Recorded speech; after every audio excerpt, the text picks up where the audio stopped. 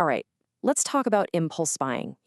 That moment you see something online and boom, you've bought it. Today, we're going to break down a super simple but really powerful trick that'll help you finally get a handle on your spending. Let's get right into it. Oh man, it's that sinking feeling, isn't it? You check your account and you're just baffled. It feels like your money just evaporated. If that sounds familiar, trust me, you're definitely not alone. And here's the thing, it's not really your fault. We're living in a world that is expertly designed to make us spend. I'm talking one-click checkouts, targeted ads that literally feel like they're reading your mind. It's all built to make you buy first and think about it, well, later. Or never. But what if you could fight back? In this explainer, you're going to learn one simple rule. Think of it like a mental speed bump. It gives you the power to pause and decide where your money actually goes.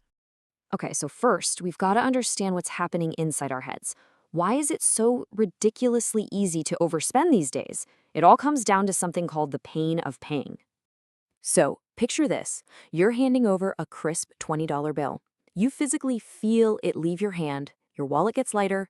That little sting you feel, that's the pain of paying. It's like a natural built-in brake that makes your brain go, whoa, is this really worth it? And here's where the modern world throws a wrench in the works. With cash, that transaction is real, it's tangible. But when you just tap a card or click a button, it's completely abstract, it's frictionless, and that pain of paying, it basically disappears. This brings us to a really cool idea called Spendception. It's just a mashup of the words spend and perception, and it perfectly describes how digital money messes with our brains. We become emotionally detached from the purchase, so our natural resistance to spending just kind of shuts down. And of course, marketers know all about this. They use Spendception with all these little triggers to get you to act on impulse. The limited supply pop-ups that create a sense of panic, the countdown timers for same-day delivery, or those buy now, pay later options. Every single one is a little nudge designed to bypass your logical brain. So, if the whole digital world is built to make you speed up and spend without thinking, how do you slow things down? Well, you install a speed bump, a simple mental pause button that gives your brain a chance to catch up with your impulses. And that speed bump is the 72-hour rule. The concept couldn't be simpler. When you feel that urge to buy something you don't absolutely need, you don't tell yourself no. You just say, not yet. You put the whole decision on ice for 3 days. So here's how it actually works. Step 1. You see that new gadget, those cool shoes, and you feel that urge. Step 2, you deliberately pause, and this is key. Don't add it to your cart, don't even save it for later. Just walk away from it for 72 hours. Then step 3, after those 3 days are up, ask yourself again, do I still really want this? Do I need it? Now, why is this so effective? Well, because that 72-hour gap is just long enough for the initial emotional rush to wear off. That I have to have this right now feeling starts to fade. And this gives the more rational, logical part of your brain a chance to step in and actually think things through. One of our sources, Rishikesh Srihari, shared a perfect story about this. He was all set to buy this entire bullet journaling kit after seeing it online, but he paused, used the rule, and completely forgot about it. The urge just vanished. How many times has that happened to you?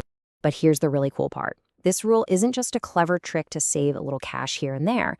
It's actually a tool you can use to build a whole new identity around money. Think about it like this. Lasting change in your life isn't just about the things you do. It's about who you believe you are.